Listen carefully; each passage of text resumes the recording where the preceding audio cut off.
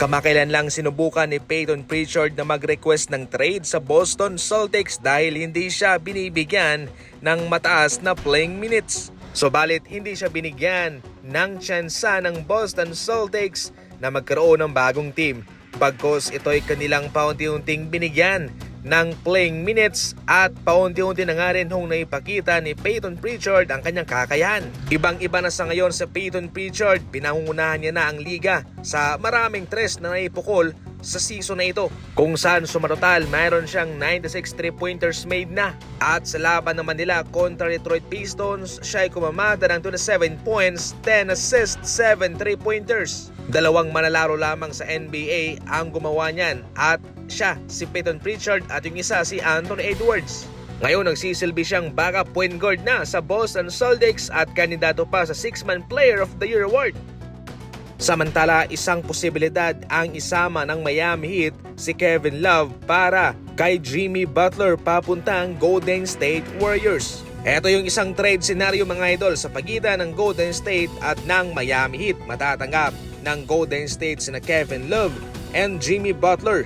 Bilang kapalit ay matatanggap rin ng Miami Heat sina Andrew Wiggins, Jonathan Kuminga, Gary Payton, DeAnthony Melton at dalawang first round picks sa 2025-2027 NBA season. Napag-usapan natin to na hindi talaga babagay si Jimmy Butler sa Golden State, pero kung mayroon pang Kevin Love, pwede pa to. Siguradong mag-a-adjust dito ang Golden State Warriors dahil ibang-iba itong si Jimmy Butler. Siya yung tipong manlalaro na nangangailangan din ng bola.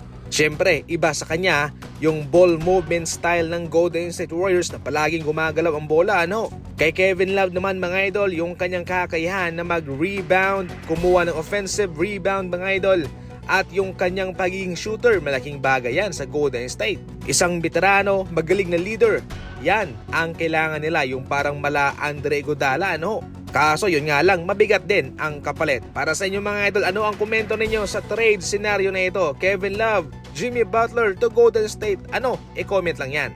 Pagkatapos i-call out ng agent ni Jimmy Butler itong si Shams ng ESPN na hindi raw totoo ang kanyang mga pinagsasabing impormasyon patungkol sa kanyang kliyenteng si Jimmy Butler. Kaagad naman sumagot si Shams ng ESPN mga idol na ay 1,000% standby my reporting. Kumbaga, ganyan kataas ang kanyang paniniwala sa kanyang sarili na tama at mayroon siyang legit na source kung anuman ang kanyang ibinabalita, kung anuman ang kanyang inilalabas na report sa kanyang social media.